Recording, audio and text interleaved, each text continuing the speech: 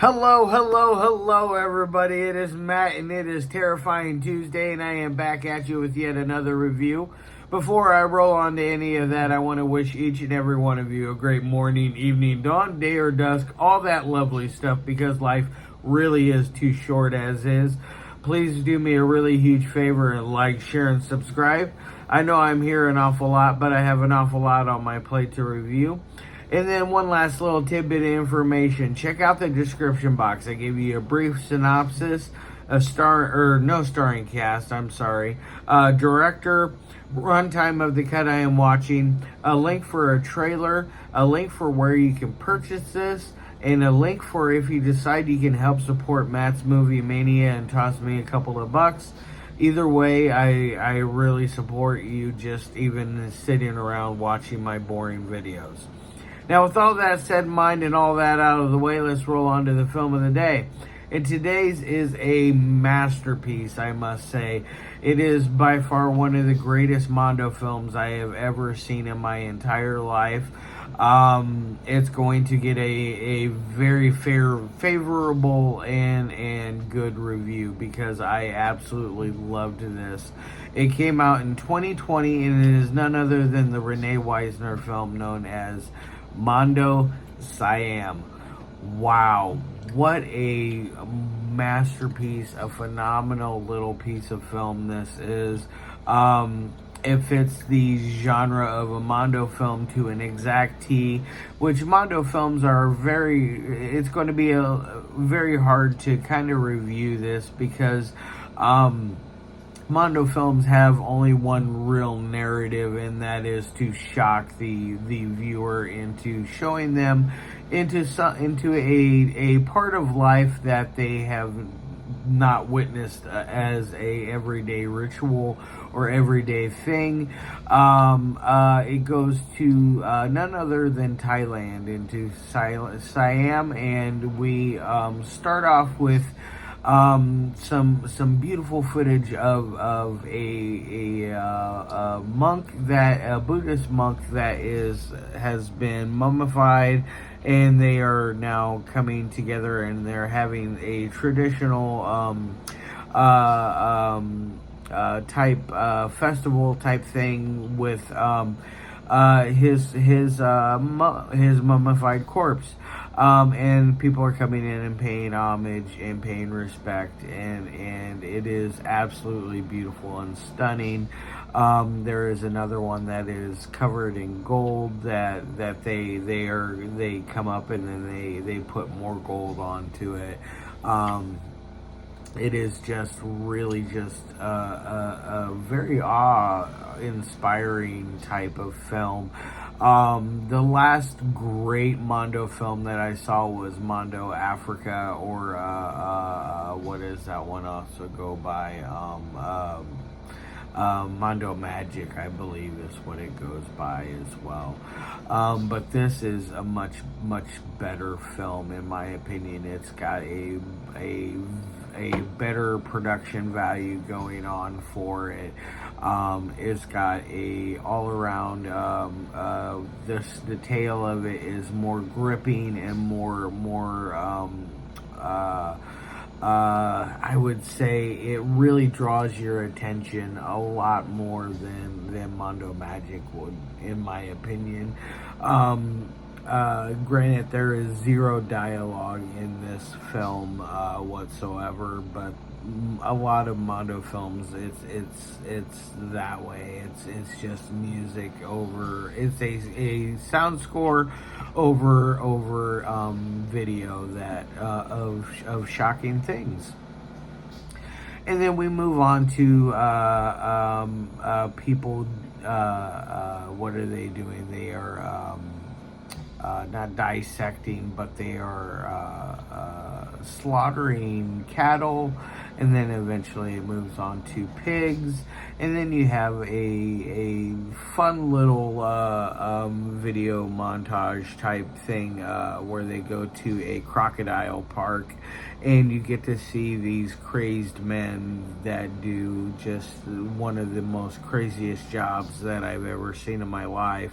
where they are basically wrangling with the crocodiles themselves. They are pulling them out of the water, going into the water with them, putting their hands in their mouth, and eventually the coup de grace of the man putting his head inside of the crocodile's mouth.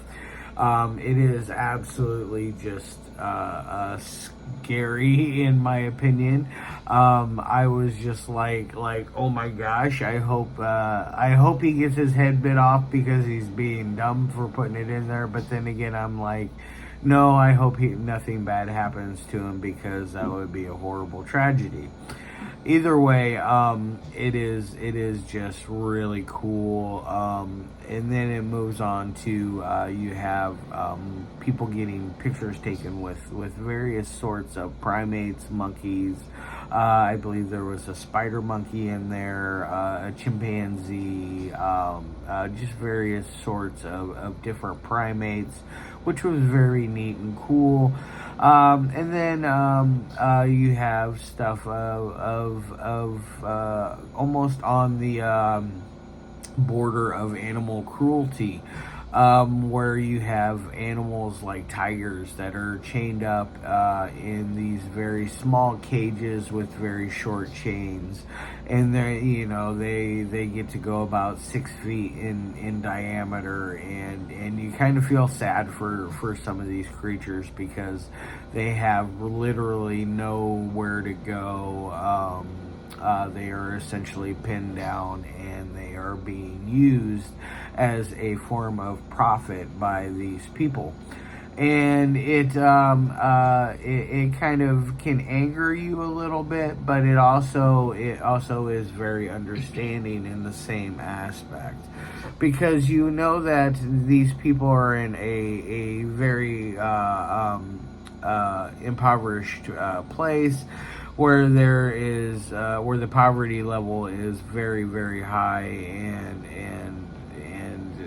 people are very poor, and they're doing everything they can to make ends meet. Even to the point to where you see disabled people making things. There is a disabled man who had only a few fingers, and it looked like he was missing most of a leg, and then his other leg was very malnourished. His whole body was very, very malnourished looking, and he's making bracelets along the side of the road for people to sell. So it goes from various levels of how these people live their day-to-day life, whether it be through life or death, despair. It's just really a beautiful film all the way around, and I really am so thankful that René let me review this today, because it's gonna be it's gonna be a first in a long time. But this is going to have probably I'm starting off the new year with a bang, and I really hope you guys go out and buy a copy of this from Jonathan Doe over at Putrid Productions, or Vile Video, excuse me. It's Vile Video now. Over at Vile Video. I hope you guys buy a copy of this, or get a hold of René through Facebook and buy a copy through him. This is by far the most beautiful thing I've watched in years. This is something that I think is a special film. As far as my 3 things that I like my movies to meet, audio and dialogue, there's really no score there, because there is no dialogue whatsoever for this movie, either written or spoken. But it does have a beautiful, beautiful music score going on for it. It's very mesmerizing. It's almost lullaby-ish. it can really just pull you in and just really suck you into the video that you're watching, which I think is just expertly done. Now on to the third thing that I like my movies to meet, which is editing. Editing is so crisp, so clean that you never once feel like the momentum of this changes and goes in a downward slope or a downward slide. It is always constantly going up in a forward momentum. It really just keeps you just wanting more and more and more. I feel like it runs at a perfect time at 1 hour and 3 minutes. It is really just a flawless film in my opinion. And on to my 1 through 5.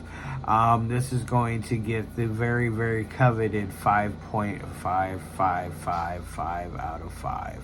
This is my first 5-point star movie I've given in over a year and a half, 2 years.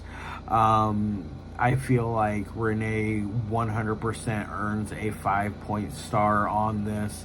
This is a masterpiece in my opinion.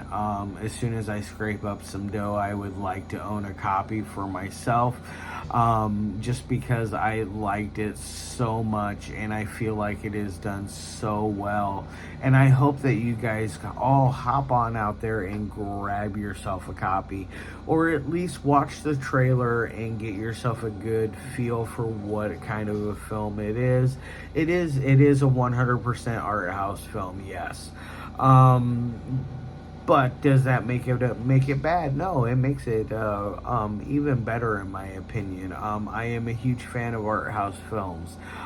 Just because I cover a lot of blood and guts and gore and things of that nature does not mean that I don't enjoy a good Bergman or Fellini film. I am not opposed to watching silent films or anything of that nature. So when I come across films like this, it is a breath of fresh air.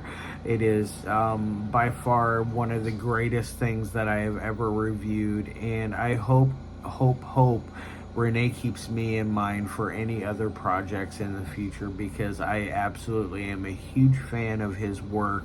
I've seen this, and then I've seen Conversion, which I reviewed a couple of months ago. And Conversion is absolutely just a beautiful film in its own as well.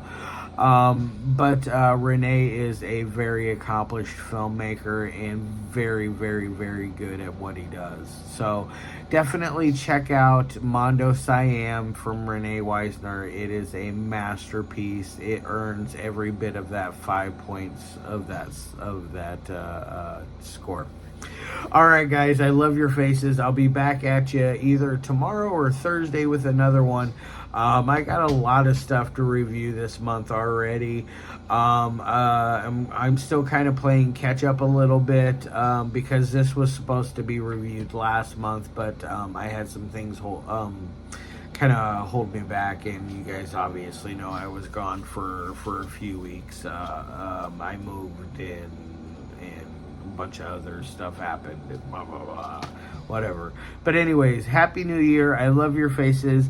Can't wait to see you next time, and as always, peace out.